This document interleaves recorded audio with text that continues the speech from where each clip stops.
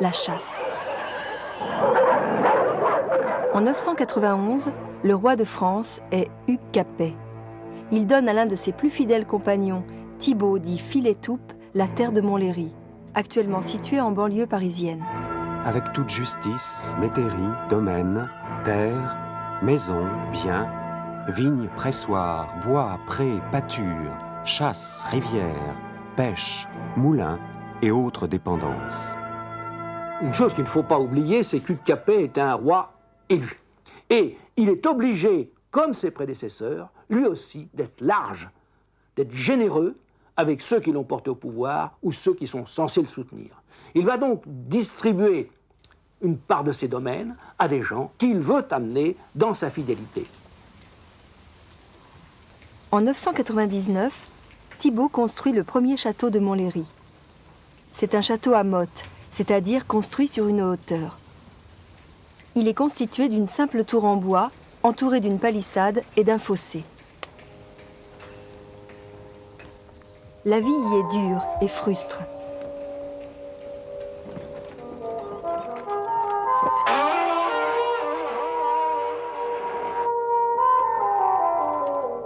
Le seigneur y entretenait quelques guerriers, tout au plus une vingtaine. Le château, c'est la puissance. C'est d'abord une puissance militaire. On peut se défendre.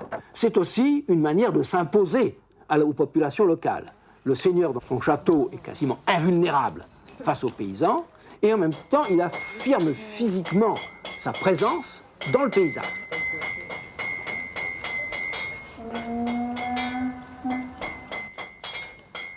Au cours du XIe siècle, les descendants de Thibaut Filetoupe reconstruisent le château en pierre. À la fin du XIe siècle, les seigneurs de Montlhéry, Milon le Grand et Guy Troussel sont de véritables chefs de bande, qui rançonnent, complotent et qui surtout n'obéissent plus à leur roi. En 1100, le roi de France, c'est Louis VI, quatrième successeur du Capet. Ce roi, donc, est un seigneur très supérieur aux autres seigneurs du royaume par le droit, par ce côté sacré qu'il possède.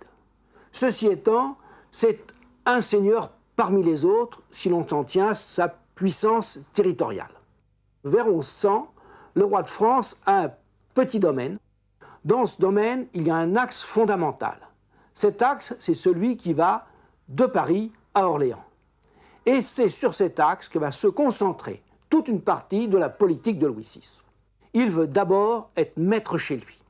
Et pour cela, il va s'entourer de ses vassaux, ces hommes qui lui doivent fidélité, s'entourer de ses vassaux les plus proches.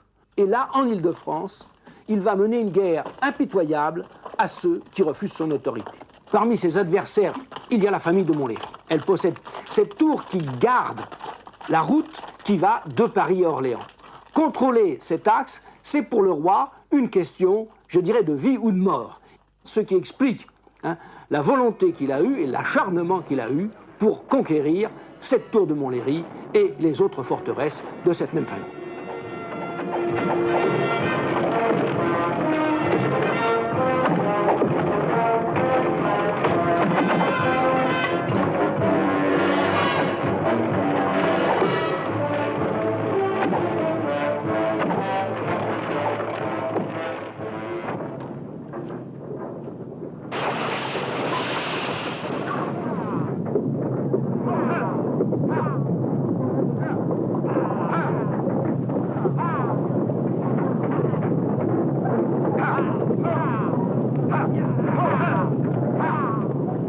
L'or commença l'assaut fort et périlleux, aux épées et aux lances, et à feu, et à grands pieux aigus, et à grosses pierres, si que effondrèrent le mur devant la tour en plusieurs lieux, et crevantèrent à mort plusieurs de ceux qui la défendoient.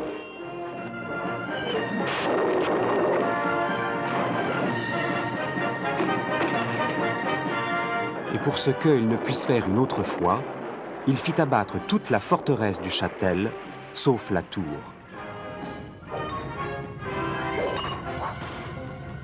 Le seigneur de Montlhéry perd alors son château et finira ses jours dans un monastère. Sa seigneurie est rattachée au domaine royal. Et ça a été la grande force de Louis VI que de comprendre que pour reconstituer un pouvoir royal qui s'étende sur tout le royaume, il fallait d'abord qu'il soit maître chez lui, maître dans l'Île-de-France. C'est de cette reconstitution d'un petit territoire bien dominé par le roi, bien entre les mains du roi, que partira toute la reconquête du pouvoir par les Capétiens, qui va être toute cette histoire du XIIe siècle. Philippe Auguste, le petit-fils de Louis VI, reconstruit le château.